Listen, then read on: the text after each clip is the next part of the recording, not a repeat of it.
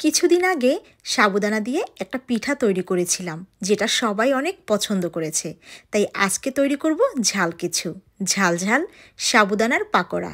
আসসালামু আলাইকুম, সবাই কেমন আছেন? আমি তো আলহামদুলিল্লাহ ভালো আছি। সবাইকে নতুন একটা ভিডিওতে স্বাগতম। প্রথমে আমি আলুগুলোকে সেদ্ধ করে ম্যাশ করে নিচ্ছি, এরপরে অন্যান্য উপাদানগুলো মিলিয়ে নিব।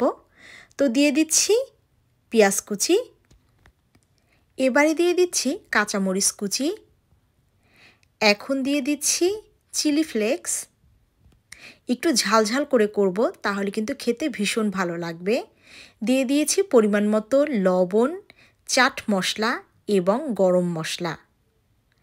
এবারে দিয়ে দিলাম কিছুটা বিট লবণ। এখন দিয়ে দিচ্ছি একদম ফ্রেশ ধনেপাতা। এবারে দিচ্ছি একটু রসুন কুচি। সবগুলো উপকরণ কিছুক্ষণ মেখে নিব। আর আমি সাবুদানাগুলোকে 1 ঘন্টা আগে ভিজিয়ে রেখেছিলাম। দেখুন এরকম হয়েছে, খুব সুন্দর করে ভিজে গেছে। কিন্তু এখন দিয়ে দিচ্ছি আলুর ভিতরে সাবুদানাগুলোকে। এরপরে আরও কিছুক্ষণ সুন্দর করে মেখে নিব। সাবুদানা দিয়ে যে কোনো কিছু বানালে দেখেই কিন্তু শান্তি লাগে, মানে খুবই দেখতে সুন্দর হয়। পিঠাটা যেমন মজা ছিল, আর এটাও কিন্তু ভীষণ মজা ছিল। এই পর্যায়ে দিয়ে দিব পেঁয়াজ বেরেস্তা। এটা দোকানের কেনা পেঁয়াজ বেরেস্তা ছিল। এখন আরও কিছুক্ষণ মেখে নিব। আর বাইন্ডিংয়ের জন্য আমি দিয়ে দিচ্ছি কর্নফ্লাওয়ার 2 চামচ। এটা কিন্তু দিতে হবে, আর না হয় সব ভেঙে যাবে। আমি কিন্তু এই ভুলটা করেছিলাম। এবারে রাউন্ড শেপে এগুলোকে সব তৈরি করে নিব। আর এই খাবারটা কিন্তু ফ্রোজেন করা যাবে না, আমি করেছিলাম। বানানোর পরে ভেজে খেলে পরে কিন্তু অনেক ভালো টেস্ট আসে, কিন্তু ফ্রোজেন করার পরে একদমই ভালো লাগেনি। এই যে আমি সবগুলো বানিয়ে নিয়েছি, দেখুন কত সুন্দর হয়েছে। এখন আমি হাই হিটে এগুলোকে ভেজে নিব। আর যখন কিছুটা হয়ে যাবে তখন আমি লো মিডিয়ামে ভেজে নিব।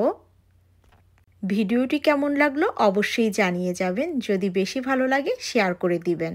এরকম সহজ নিত্য নতুন রেসিপি পেতে আমার আইডিটা ফলো করে রাখবেন কিন্তু। 3-4 বার আমি উল্টে পাল্টে ভেজে নিয়েছি। উপর থেকে ক্রিস্পি, ভিতর থেকে নরম, বেশ ভালো লেগেছিল এই পাকোড়াগুলোকে। আপনারা কিন্তু অবশ্যই এই রেসিপিটা ট্রাই করবেন।